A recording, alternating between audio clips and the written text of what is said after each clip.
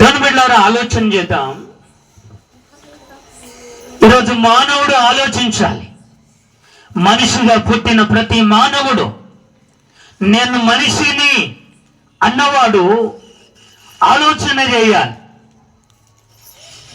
Golden global వేడుకలో Nikki grace చెప్పినటువంటి మాట, నిక్కీ గ్రేసర్ చెప్పినటువంటి మాట, క్రియేటర్ ఆఫ్ ద యూనివర్స్.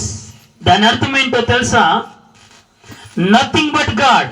ఒక మాటలో చెప్పాలంటే గాడ్ ఈజ్ జీరో. ఎవరు జీరో?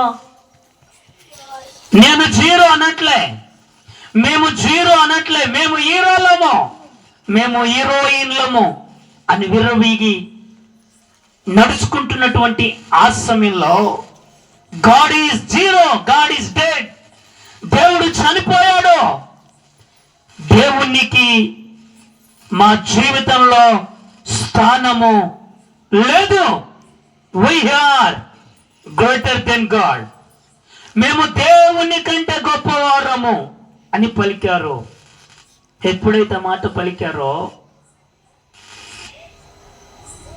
అని పలికినప్పుడు ఆ మీటింగ్ లో ఉన్నవారు అందరూ కూడా ఏం చేశారండి?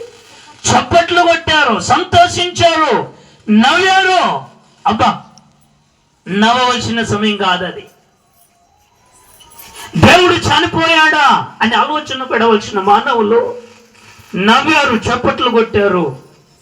అప్పుడేం జరిగిందంటే దేవుని బిడ్డలారా, అది జరిగిన 5 రోజుల తరువాత సుసంపన్నమైన దేశం, పవర్ఫుల్ టెక్నాలజీ కలిగిన దేశం, అధిక ధనవంతులు నివసించే దేశం, హీరోలు హీరోయిన్లు అందరూ నివసించే దేశం అమెరికా దేశమైనటువంటి కాలిఫోర్నియా లాస్ ఏంజల్స్ లో ఏం జరిగిందంటే, సృష్టికర్తకు కోపం వస్తే ఆయన దేనిని ఆయుధంగా వాడుకుంటాడో తెలుసా? సృష్టినే ఆయుధంగా వాడుకుంటాడు. ఆ సృష్టి ఏమి చేసిందంటే వరల్డ్ ఫైర్ వచ్చేసి నేటికి లాస్ ఏంజల్ అంతా కూడా అతల కుతలం అయిపోయి ఇంచుమించుగా 38,000 ఎకరాల భూమి అగ్నికి ఆహుతైపోయింది. బంగ్లాలో, భవంతులో, ధనవంతుల ఇళ్లలో కాలిపోయాయి, మంటల్లో బూడిదయ్యాయి. కారణం ఏమిటో తెలుసా? దేవుడు లేడు. మా జీవితంలో దేవునికి స్థానము లేదు. దేవుడు zero, God is zero. We are greater than God. మేము దేవుని కంటే గొప్పవారము అనికిన పలుకును సృష్టికైతైన దేవుడు చూచి కన్నెర్ర చేశాడు. అందుకే గలతీలకు రాసిన పత్రిక 6వ అధ్యాయంలో ఇలా రాయబడింది, మోసపోకుడి, దేవుడు వెక్కిరింపబడడు. ఇప్పుడు వెక్కిరింతల పాలైన వారు ఎవరు? మన భారతదేశంలో ఉన్నటువంటి హీరోయిన్ ప్రియాంక చోప్రా ఇల్లు కూడా మంటల్లో కాలిపోయిందండి. 16 మంది యాక్టర్స్ ఇల్లులని గొప్ప వేలతో కూడినటువంటి ఇల్లులు కాలిపోయాయి, బూడిదైపోయాయి. ఎవరెక్కించబడ్డారు? దేవుడా? మనుష్యుడు. ఇక్కడ ఉంటుంది చూడండి, మనుష్యుడు ఏమి విత్తునో అదే పంట కోస్తాడు.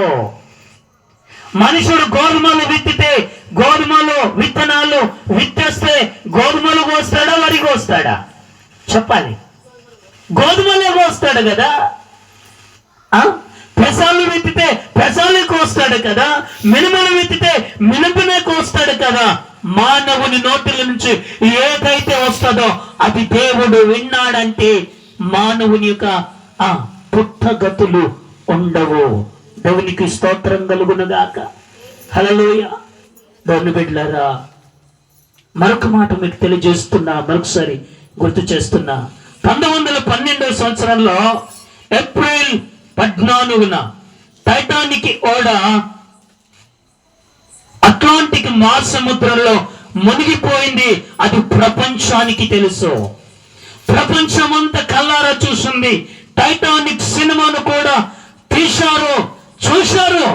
దేవుని పిల్లలారా, ఆ టైటానిక్ ఓడను తయారు చేసిన వ్యక్తి థామస్ ఆండ్రూస్ ఏమన్నాడో తెలుసా? దిస్ షిప్ వర్చువల్లీ అన్సింకబుల్ అన్నాడు. అంటే ఆ ఓడను తయారు చేసిన ఆయన ఏమంటున్నాడో తెలుసా? ఈ షిప్ మునిగిపోవడం అసాధ్యం, నీటిలో మునిగిపోవడం అసాధ్యం అన్నాడు. దేవుని బిడ్డలారా, అప్పుడేమన్నాడంటే మరొక మాట, God cannot sink this ship. దేవుడు కూడా, అబ్బా ఎంత మాట పలికాడండి.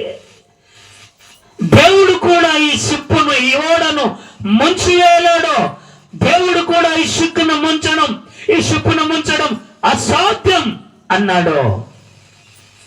ఆ టైటానిక్ ఓడ ఎలా మునిగిపోయిందో ప్రపంచమంతా చూసింది. దేవునికి స్తోత్రం కలుగును గాక. ఈ వాక్యం వింటున్నా నా ప్రేమ నా సోదరి సోదరులారా, ఈ వాక్యం వీడియో ద్వారా చూస్తున్నా నా ప్రేమ నా సహోదరి సహోదరుడా, నువ్వు ఏ దేశము వాడవైనా, ఏ దేశములో ఉన్నా, నేను నీకు ఒక మాట తెలియజేస్తున్నా.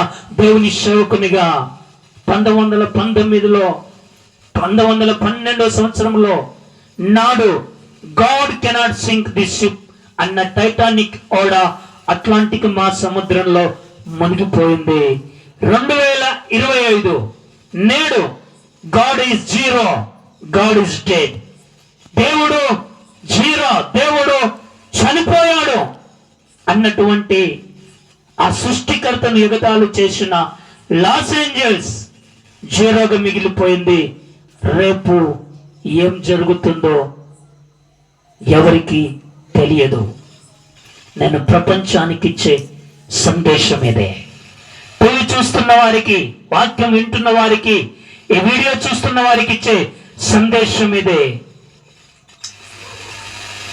దయచేసి మీకు ఇష్టం ఉన్నా ఇష్టం లేకపోయినా సృష్టికర్తను ఎగతాళి చేయకండి. దేవునికి స్తోత్రం కలుగునుగా. హల్లెలూయా. మనుషుడు ఏది విత్తుతాడో అదే కోస్తాడు. మనుషుడు ఏదైతే విత్తుతాడో అదే కోస్తాడు. ఈ థామస్ ఆండ్రిస్ అన్నాడు, దిస్ షిప్ కెనాట్ సింక్ అన్నాడు. ఈ షిప్ మునిగిపోదు అన్నాడు. మునిగిపోయింది. లాస్ ఏంజల్స్ వారు అన్నారు, దేవుడు చచ్చిపోయాడన్నాడు. దేవుడు నేను సజీవులను, నేను ఇంకా బ్రతికున్నా, నేను యుగ యుగములు జీవించువాడను, ఆదియు అంతము నేనే అని దేవుడు రుజువు చేసుకున్నాడు. కాబట్టి దేవుడు లేడు అని అంటున్నా నీతో నేను చెబుతున్నా. దేవుడు చచ్చిపోయాడు అని అంటున్నా నీతో చెబుతున్నా. దేవునికి నా స్థానములో, నా గుండెల్లో, నా ఇంట్లో, నా ఒంట్లో స్థానము లేదు అన్న నీతో చెబుతున్నా. దేవునితో మాత్రము ఆటలాడద్దు.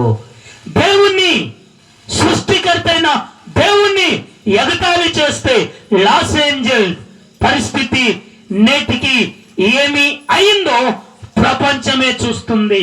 కాబట్టి ఆ దేవుని ఉగ్రత, దేవుని కోపం, దేవుడు కన్యల చేయకముందే నేటికైనా ప్రభు పాదాల దగ్గరకు వచ్చి పశ్చాత్తాపపడి, ప్రభువా నేను పాపిని, నేను మాట్లాడిన మాటలను బట్టి క్షమించు, మన్నించు అని కనుక నువ్వు పశ్చాత్తాపడితే నీ పశ్చాత్తాపాన్ని దేవుడు చూచి నీ ఇంటి మీదికి వస్తున్న ఉగ్రతను, నీ దేశం మీదికి వస్తున్న ఉగ్రతను, నీ రాష్ట్రం మీదికి వస్తున్న ఉగ్రతను, నీ శరీరం మీదికి వస్తున్న ఉగ్రతను దేవుడు తప్పించగలడు, విడిపించగలడు.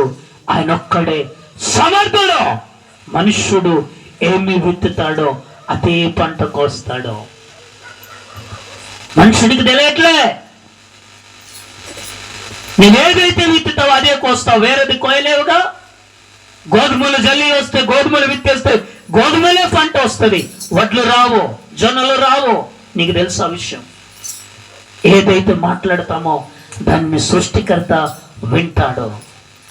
ఈరోజు ఆ స్థితిలోకి నువ్వు రాకముందే, నీ దేశం రాకముందే, నీ రాష్ట్రం రాకముందే, నీ కుటుంబం దేవుని ఉగ్రతకు పాలు రాకముందే, నశించి నరకానికి వెళ్ళకముందే, అగ్నిలో నీ శరీరం కాలిపోకముందే, అగ్నిగుండంలో పడకముందే ఇప్పటికైనా ప్రభువా నన్ను క్షమించు, నన్ను మన్నించు, నేను పాపిని, నేను దోషిని అని గనుక నీవు పశ్చాత్తాపపడితే ఎంతటి ఘోర పాపినైనా క్షమించగలిగిన సమర్థుడు నేను ప్రకటిస్తున్న ప్రేమామయుడైన ప్రభువైన యేసుక్రీస్తు.